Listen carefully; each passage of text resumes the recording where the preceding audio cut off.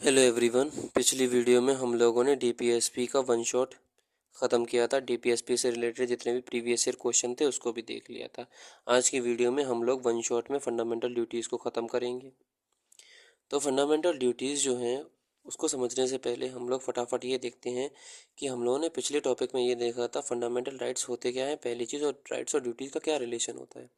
तो जो हम लोग फंडामेंटल राइट्स को देख रहे थे तो हम लोगों ने देखा था कि यार देखो, अगर राइट्स नहीं होंगे तो स्टेट कैसी हो जाएगी, अथॉरिटेटिव हो जाएगी। स्टेट की पावर कैसी हो जाएंगी, अनकंट्रोल या फिर अनचेक्ड हो जाएंगी या फिर आर्बिट्ररी हो जाएंगी। मतलब सीधी सीधी बात है, स्टेट के ऊपर अगर रेगुलेशन नहीं होगी तो स्टेट भैया वही कहेगी कि माइट इज़ राइट, यानी कि जो स्टेट को अच्छा लगेगा वही स्टेट करेगी। इससे क्या होगा, इंडिविजुअल का शोषण होगा, इससे इंडिविजुअल का विकास नहीं हो पाएगा। तो फंडामेंटल राइट देने का मेन मकसद यही था कि जिससे कि स्टेट की पावर को कंट्रोल किया जा सके और इंडिविजुअल को ग्रो किया जा सके, यानी कि individual can grow himself fully intellectually, socially, physically, mentally, emotionally. यही तो था मेन हमारा फंडामेंटल राइट्स का मकसद, पहली चीज़। दूसरी चीज़, राइट्स और ड्यूटी का क्या रिलेशन था। तो जब हम लोग देख रहे थे तो राइट्स और ड्यूटीज़ का ये रिलेशन था कि rights and duties are two faces of same coin, यानी कि ये दो कॉइन के सेम फेस, मतलब दो फेसेस हैं एक ही कॉइन के। मतलब rights and duties are correlative with each other, ये एक दूसरे से कोरिलेटिव हैं, ये दोनों एक दूसरे से हैंड इन हैंड जाते हैं। ये हमारा यूपीएससी का प्रीवियस ईयर भी था, इसमें आपको एक्सप्लेन किया था मैंने। अगर हमारे राइट्स होंगे केवल हमारे पास, ड्यूटीज़ नहीं होगी, तो इससे क्या होगा, अगर केवल हमारे पास राइट्स होंगे और ड्यूटीज़ नहीं होगी तो इससे सबसे बड़ा नुकसान ये हो जाएगा कि इंडिविजुअल जो है वो केवल और केवल एक सोसाइटी में क्रिटिक बन के रह जाएगा। मतलब वो हर एक चीज़ की वो आलोचना किया करेगा, सोसाइटी में कोई भी पॉजिटिव कंट्रीब्यूशन दिए बिना। यानी कि if individual has only rights without duties, then individual can only become a critic without having any positive contribution towards society. And if अगर इसका वैसे वर्सा कर दिया जाए, इंडिविजुअल के पास केवल केवल ड्यूटीज़ हैं, राइट्स नहीं, तो इससे क्या होगा, then individual can only became a subject which has duties to perform but no rights to enjoy. यानी कि उसके पास केवल ड्यूटीज़ तो हैं परफॉर्म करने के लिए, लेकिन कोई राइट्स नहीं इन्जॉय करने के लिए। यानी कि राइट्स भी ज़रूरी हो गई, ड्यूटीज़ भी ज़रूरी हुई। तो राइट्स तो हम लोग समझ चुके हैं, अब ड्यूटीज़ को समझना बाकी है। तो यार देखो, पहली चीज़ ये है कि फंडामेंटल ड्यूटीज़ जो थी ना वो हमारे कॉन्स्टिट्यूशन में शुरुआत से थी नहीं। यानी कि जब ओरिजिनल कॉन्स्टिट्यूशन लिया गया उसमें फंडामेंटल ड्यूटीज़ नाम की कोई चीज़ थी ही नहीं। जब सरकार को ये महसूस हुआ कि लोग सब अपने राइट्स मांगने के लिए तो आ जाते हैं, लेकिन इन्हें अपनी ड्यूटी पता ही नहीं है, इन्हें अपने दायित्वों को पता ही नहीं कि इनकी क्या ड्यूटीज़ हैं, इनके क्या दायित्व हैं, इन्हें कौन कौन से कर्तव्य का पालन करना है। तो सरकार ने बोला कि ये तो चलेगा नहीं, तो सरकार ने स्वर्ण सिंह कमेटी बिठाई। स्वर्ण सिंह कमेटी बिठाई, उसने रिकमेंड किया कि हमारे कॉन्स्टिट्यूशन में फंडामेंटल ड्यूटीज़ नाम की चीज़ होनी चाहिए। अभी उसने रिकमेंड कहाँ से किया था, तो ये जो एसयू लिखा, यानी कि सोवियत यूनियन के कॉन्स्टिट्यूशन से उसने बोला देखो, सोशलिस्ट कंट्रीज ऐसी होती हैं जिसमें अगर स्टेट लोगों को राइट देती है तो बदले में लोग जो होते हैं वो स्टेट को ड्यूटी देते हैं, तो इसमें गलत क्या है। तो उसने बोला कि सोवियत स्वर्ण सिंह कमेटी ने कि देखो भैया, सोवियत यूनियन में जिस तरह से फंडामेंटल ड्यूटीज़ हैं वैसे भी हमारे कॉन्स्टिट्यूशन में फंडामेंटल ड्यूटीज़ होनी चाहिए। तो बहरहाल वहाँ पे हम लोग बाद में आएंगे, पहले हम लोग ये देख ले रहे कि फंडामेंटल ड्यूटीज़ कौन से इंडियन कॉन्स्टिट्यूशन के पार्ट में होती है। तो वो इंडियन कॉन्स्टिट्यूशन के पार्ट 4A आर्टिकल 51 क्लॉज ए में होती हैं।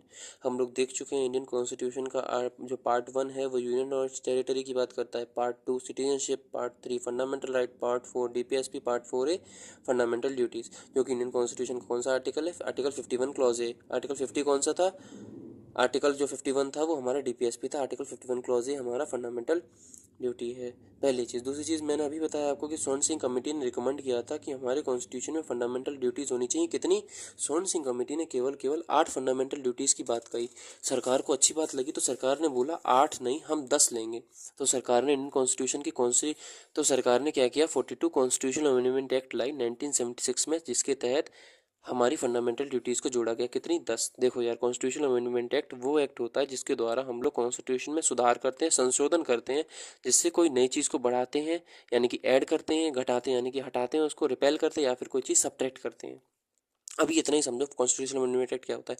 तो 42 कॉन्स्टिट्यूशनल अमेंडमेंट एक्ट के तहत संविधान में कुछ बदलाव हुआ और क्या जोड़ा गया, ऐड किया गया हमारा फंडामेंटल ड्यूटीज़ पार्ट 4A को जोड़ा गया। अच्छा, यानी कि स्वर्ण सिंह कमेटी ने 8 की बात बोली थी, जोड़ दिए 10। बाद में जब सरकार को लगा कि एक और होना चाहिए तो बाद में एक और फंडामेंटल ड्यूटी जोड़ी गई हमारी 86 कॉन्स्टिट्यूशनल अमेंडमेंट एक्ट 2002 के द्वारा। कौन सी वाली, जो हम लोग पहले ही पढ़ चुके हैं, आर्टिकल 21 क्लॉज ए, यानी कि 6 से 14 साल तक के बच्चों को फ्री और कंपलसरी एजुकेशन देनी है। इतना हमको समझ में आया। अब ये बात बताइए आप लोग, क्या फंडामेंटल ड्यूटी सिटीजन्स को ही फॉलो करनी है या फिर फॉरेनर्स को भी? तो देखो यार, कोई फॉरेन का बंदा होगा वो इंडिया की ड्यूटीज़ को क्यों फॉलो करेगा? सीधी सीधी बात है, जो इंडियंस होंगे वही नहीं को अपनी फंडामेंटल ड्यूटीज़ को फॉलो करना है। अच्छा, क्या फंडामेंटल ड्यूटीज़ हमारी नॉन जस्टिशिएबल है? तो बिल्कुल सीधी सीधी बात है, फंडामेंटल ड्यूटीज़ नॉन जस्टिशिएबल है, यानी कि in case of violation we can't approach Supreme Court. एक और चीज़ है, क्या क्या फंडामेंटल ड्यूटी, एक हमारी ये भी ड्यूटी है कि हम लोग को अपने टैक्स को पे करना और वोट देना है। तो ये हमारी फंडामेंटल ड्यूटी नहीं है। ये एक्स्ट्रा इसलिए बता रहा हूँ क्योंकि फंडामेंटल, ये जो सवाल है ये आपका यूपीएससी में आ चुका है। अच्छा, फंडामेंटल, एक एक्स्ट्रा बात मैं आपको बता दूं, दिमाग में आ गई क्या, कि फंडामेंटल ड्यूटीज़ का जो कंसेप्ट होता है, ये ड्यूटीज़ का कंसेप्ट सोशलिस्ट कंट्रीज़ में ज़्यादा होता है। जो लिबरल कंट्रीज़ होती हैं उनमें ये ड्यूटीज़ का कंसेप्ट होता नहीं है, क्योंकि उसमें एब्सोल्यूट सुप्रीमेसी ऑफ राइट्स की बात कही जाती है, यानी कि सबसे ज़्यादा सुप्रीम क्या है, राइट्स हैं। ये केवल और केवल जापान का ऐसा कॉन्स्टिट्यूशन है जिसमें ड्यूटीज़ की बात कही गई है, जबकि जापान एक लिबरल कॉन्स्टिट्यूशन है फिर भी। तो ये एक्स्ट्रा बात थी बस। अब हम लोगों को, मैंने यूपीएससी के प्रीवियस ईयर को एनालाइज किया था, उसको समझा। ये केवल केवल सिविल सर्विसेज के नहीं, सीपीएफ के भी देखे मैंने, उसके बाद जियो साइंटिस्ट के भी, कंबाइंड जियो साइंटिस्ट होता है, या फिर सीडीएस के भी क्वेश्चन देखे। एक पैटर्न उसमें ये आ रहा था कि जो जितने भी हमारे क्वेश्चन फंडामेंटल ड्यूटीज से पूछे गए हैं अभी तक, उसमें दो तीन बात कॉमन थी। पहली चीज़ ये कि कोई भी आर्टिकल स्पेसिफिक बात नहीं पूछी गई। For example, article 51 clause A sub clause ई में कौन सी बात लिखी, ऐसी कोई बात नहीं बोली गई। उसमें सीधे स्टेटमेंट आए, स्टेटमेंट बोल दिया गया कि कौन सा इनमें से स्टेटमेंट फंडामेंटल ड्यूटी से रिलेटेड है, कौन सा नहीं है। यानी कि फंडामेंटल ड्यूटीज़ में हम लोग को एक कंसेप्चुअल क्लैरिटी होनी चाहिए, क्या, कि अगर हम केवल और केवल इन 11 फंडामेंटल ड्यूटीज़ को देख लेते हैं तो मोर और लेस फंडामेंटल ड्यूटीज़ का जो क्वेश्चन होगा वो हमारी रेंज में हो जाएगा। तो हम लोगों को केवल और केवल वीडियो का मोटिव ये है कि 11 फंडामेंटल ड्यूटीज़ और ये बेसिक कंसेप्ट अगर आप सीख लेते हो तो जो ऑब्जेक्टिव क्वेश्चन आएंगे सिविल सर्विसेज में उसको आप आराम से कर ले जाओगे। जो डिस्क्रिप्टिव क्वेश्चन होंगे या जो मेंस होगा उसके लिए फंडामेंटल राइट की एक डेडिकेटेड वीडियो आएगी, जिसमें जो मेंस पर्सपेक्टिव होगा फंडामेंटल राइट्स का उसको डिस्कस किया जाएगा। तो बहरहाल हम लोग फटाफट फंडामेंटल राइट को देखते हैं। तो देखो यार, 11 फंडामेंटल राइट्स से ऐसे आप लोग याद करते तो कन्फ्यूजन हो जाता।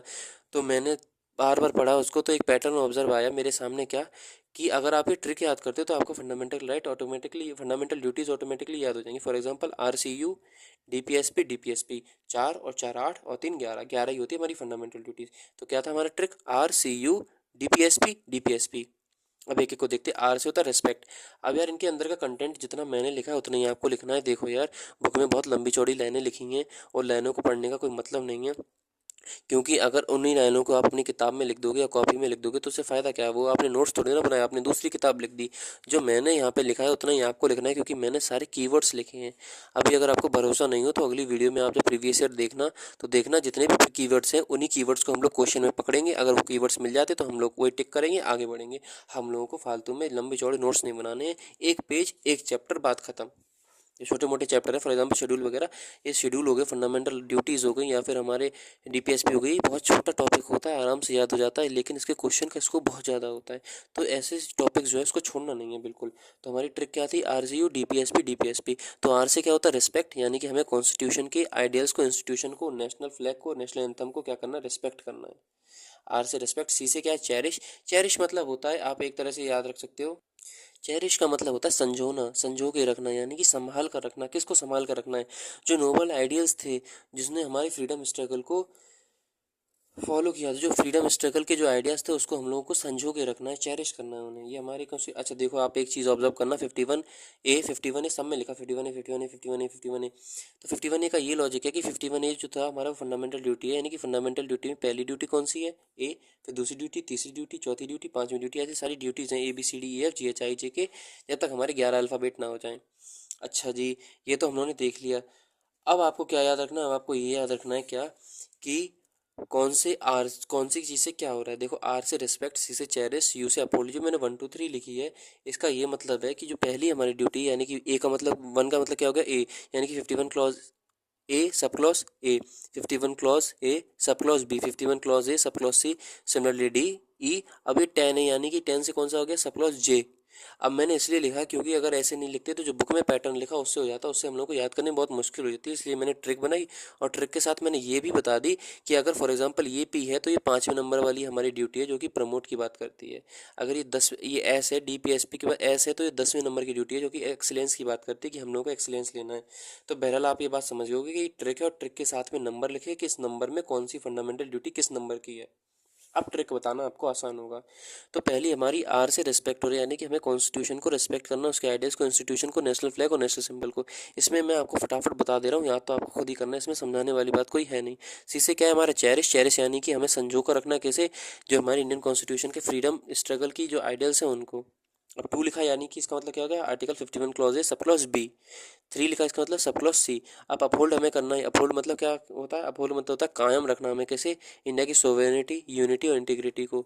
ये 51 क्लॉज सी की बात कर रहा है। डिफेंड, हमें जब भी अपने देश की सुरक्षा के लिए बुलाया जाए तो हम लोगों को मना नहीं करना है, देश की सुरक्षा के लिए सदैव तत्पर रहना। ये क्या है, हमारी ड्यूटी है, जो कि कौन सी है, चौथे नंबर की, यानी कि 51 क्लॉज ए सब क्लॉज बिल्कुल सही डी। सिमिलरली 5 हमारा क्या, प्रमोट हमें करना है किसको, हारमनी, ब्रदरहुड सारे लोगों के बीच में, article 51 clause A sub clause E.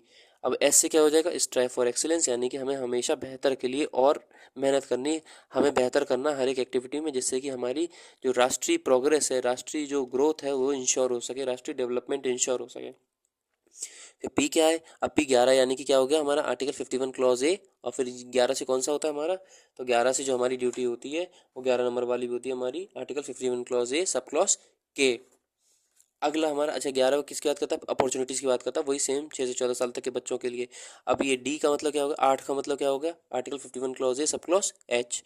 Develop करना, डी से डेवलप साइंटिफिक टेम्पर, जिससे क्या हो, हमारा ह्यूमनिज्म हो और स्पिरिट ऑफ इंक्वायरी हम लोगों के भीतर, यानी कि जिज्ञासा हो। सिंपल एक बात बोली जा रही, 51 क्लॉज है सब क्लॉज एच। सिमिलरली अगला हमारा क्या है, प्रिजर्व, ये कौन सा है, 9th नंबर का है। प्रिजर्व हमें क्या, किस चीज़ की धरोहर रखनी है, जो राष्ट्रीय हेरिटेज है हमारी, जो कंपोजिट कल्चर है।